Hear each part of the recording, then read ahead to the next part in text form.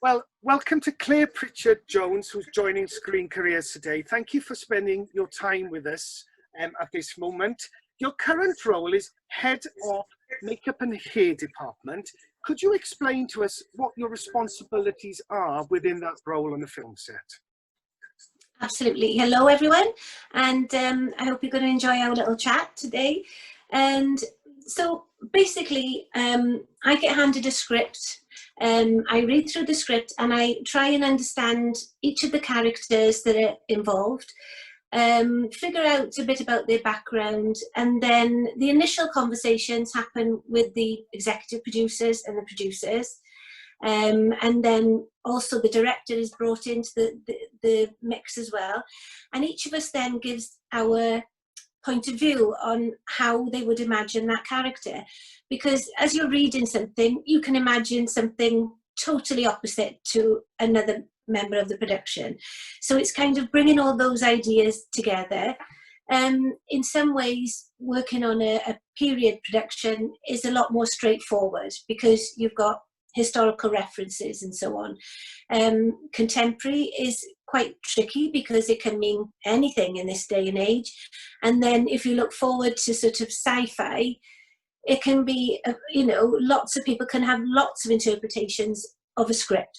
So basically it's up to me to bring all those views together, never dismiss anybody's ideas, never try and sort of enforce my ideas, because it's a very much a collaborative process, which is the one thing that I love the most.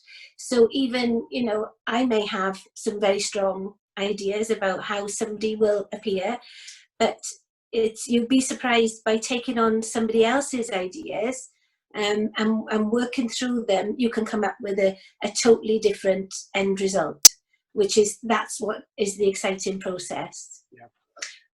So that's what I do initially, and then once we get into sort of prep time and the actual shoot, I have a department then which consists of a supervisor, which is my right hand person. You know, they are there to support me because my mind is working creatively and, you know, working with the directors and the producers, and also then bringing in the cast member, making them feel comfortable and confident.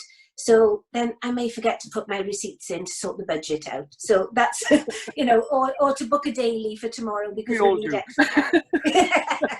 So, you know, my supervisor is there to sort of help pick up the pieces.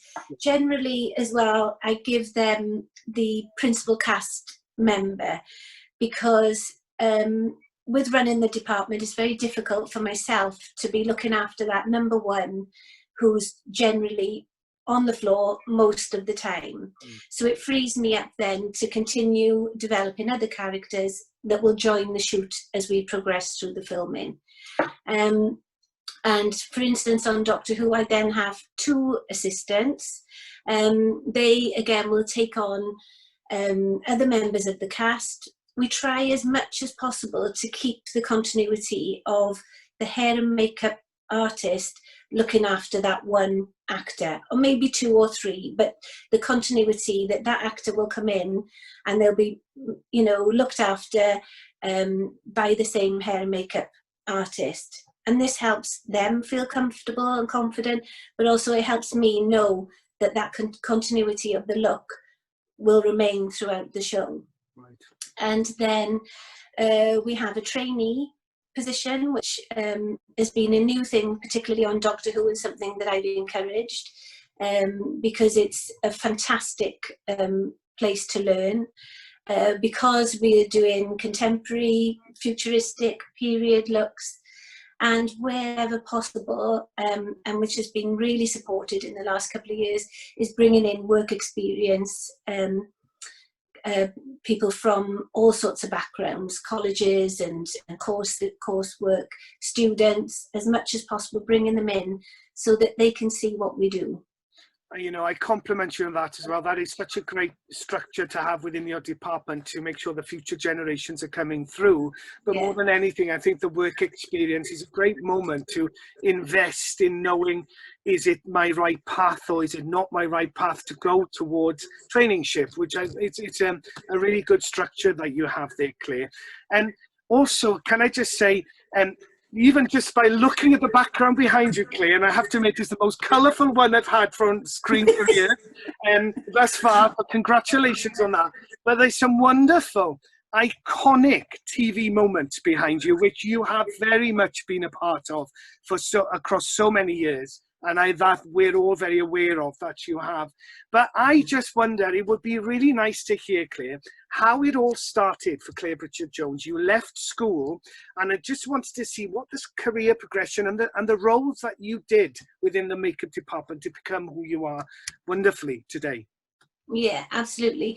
Well, I live at the top of the Rhymney Valley, went to a school in the valleys.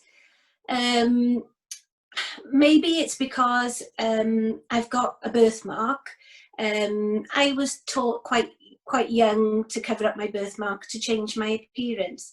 It's not something that ever bothered me at all, and I decided I would just be who I was. But I think that made me aware of how people look, and maybe take notice of people's appearances and how you can change them. Because my path, really, my interests were horror films, you know, not when I was young, obviously, but, you know, my favourite all-time movie is The Elephant Man. And I thought, well, that guy doesn't look like that. That's an actor. Somebody's made him look like the elephant. And that was my interests, really, was a lot of blood and gore. And a lot of characters in movies that, you know, I kind of realised they don't walk around looking like that all the time. Somebody's job is to create that look, make them that character. And my favourite subjects were art and biology. And I was told that you shouldn't choose a science and an art subject, that they don't work well together. And I said, well, actually, they do, because if I want to break somebody's leg, not literally, but, you know, if I want to slit somebody's throat, then I need to know what's inside. Yeah. So, you make the happen, people. I like it. Yeah, but that was my interest, you know, and I loved art and creating things and colours and textures. But also the interest of the biology side. I thought, well, they work hand in hand. But, you know, I was told that the opportunities for that kind of job are not available. And I needed to choose a career that was far more stable and sensible. But I didn't listen. And I'm glad you didn't. And so I tried myself to look into what courses were available, what training was available to me. I was, you know, I had great support from my parents, and that they encouraged it, absolutely encouraged it 100%. And I found out the phone number for the BBC in Cardiff, and I kept ringing and I wrote them letters. And I persevered until I did get an opportunity to go in and speak to the head of the makeup department there. Right. You know, this is all while I was still 16, 17, stayed on and did my A-levels in art and biology. Yeah. I was the only one. But glad you did it.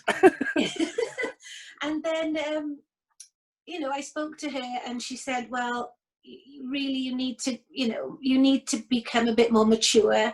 At the time, they didn't like to even consider anyone that was below 20 years of age.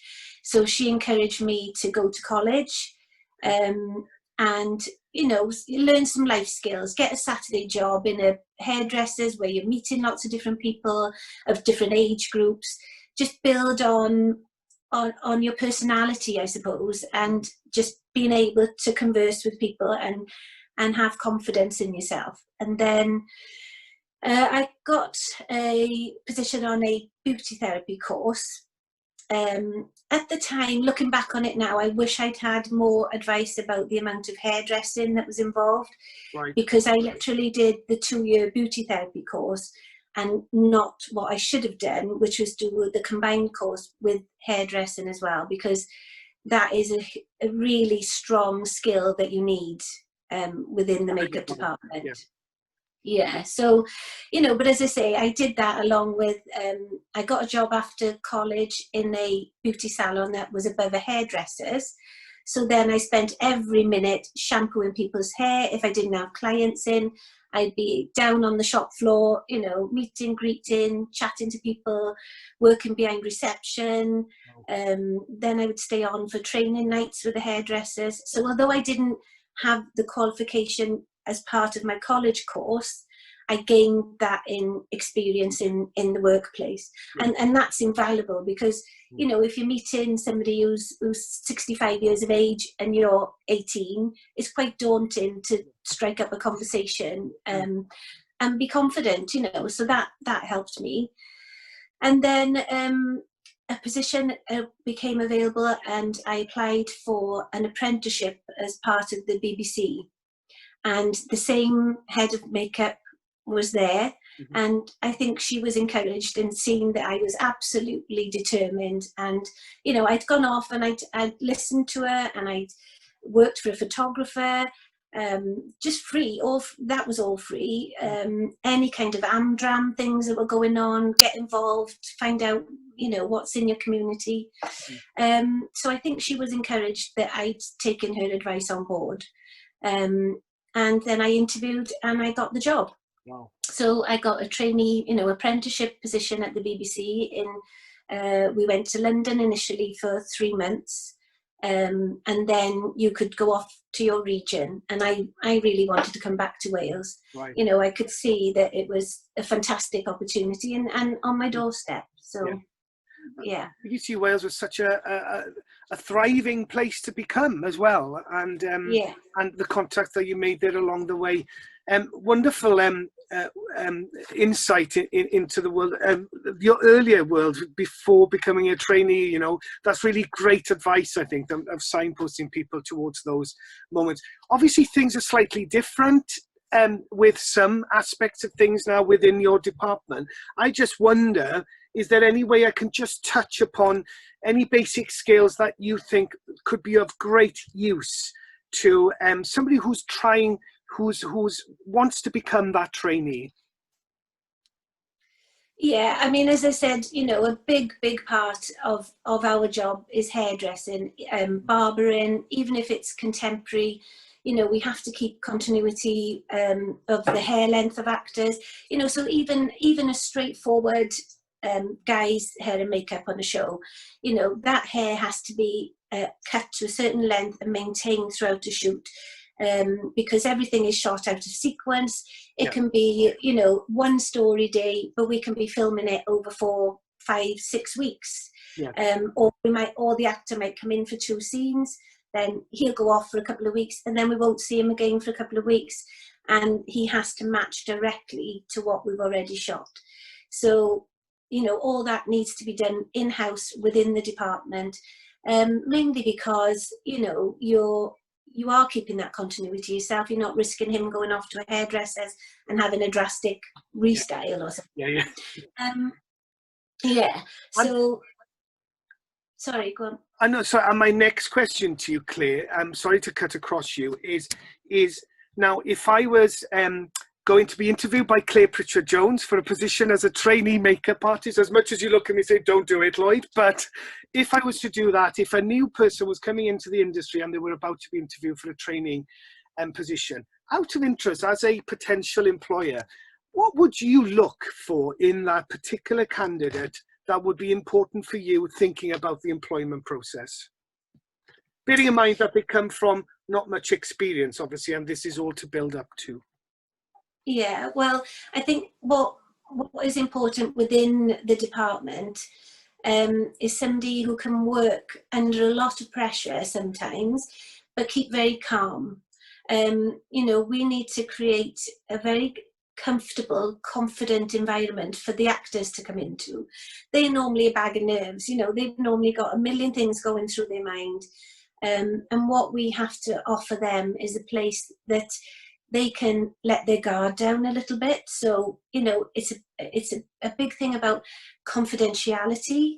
You have to be trustworthy, just be able to read the room, because, you know, you can be laughing and joking 1 minute, and then all of a sudden you'll see something in their expression, maybe their mind has gone off somewhere else and they're thinking of their lines or trying to think of their character. So a personality that I would be looking for is somebody that gets on really well with people of all ages, you know, has that sensibility just to be able to pick up on other people's moods and emotions.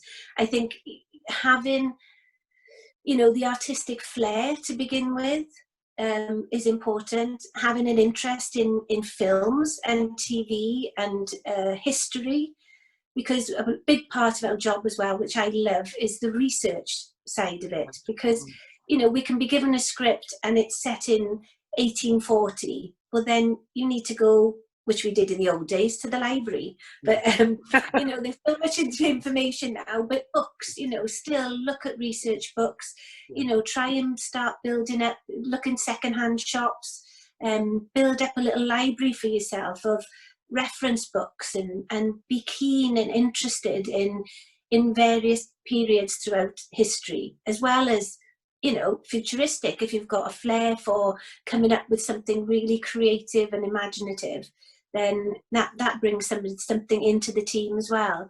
So it's just being able to read the room, be quietly confident, and to be discreet at times as well.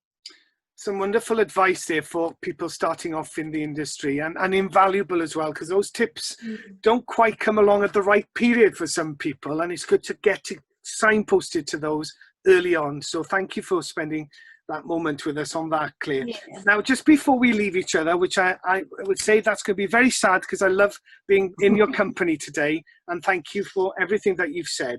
But I would love to close this Screen Careers moment today with you by asking you personally, what's been your career highlights along the way? Well, there's been a few. You know, just being recognised by BAFTA Cymru for some of the work that I've done is obviously a huge privilege, and something to be very proud of.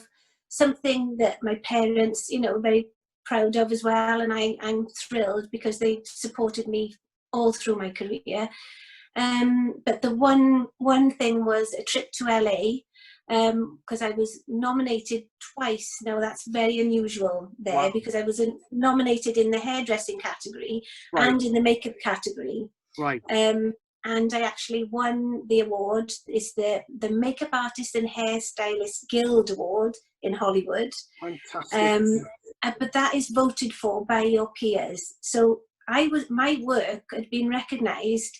You know, a job that we filmed in Cardiff, Sherlock, had been recognised in America, in Hollywood, by other hair and makeup people that were voting for me. You know, that was just mind-blowing to think that, oh my God, they've even not only just seen my work, but they've actually acknowledged it, you know, which, so that was a wonderful moment. Oh, that's a huge accolade to yourself, to your family, to the Rumney family, without a shadow of a doubt. And also to the confidence building of people that might be trying to establish their careers in Wales, to give them the right information that the world is yours. You know, it's a big wide world out there, but we can live within Wales, within our industry, because we also should reach for the stars in other places as well. And you've very much hugely shown us that today, Claire. Yeah, and I would just like to say as well that, you know, the industry is growing at such a rapid rate now in Wales that we really, really need to encourage, you know, the younger people to look to this industry for a fantastic career, a really, you know, amazing opportunities that can come your way. And I think we also need to provide that training for them, the bespoke training that's needed, because, you know, production companies are coming here from all over the world, and we need to keep that level of professionalism and quality that we have got in Wales, and we need to encourage it. you know, encourage students to come forward, show an interest, listen, talk to people, ask people. But it's a huge industry now, and it's just going to keep on growing, I hope, and the opportunities are there. And brilliant and well said on how to finish this Green Career session off today together, Claire. And also, I am sure, should people find out your contact details, your work email and things like that, I'm sure your door will always be open, and the way you've just spoken now.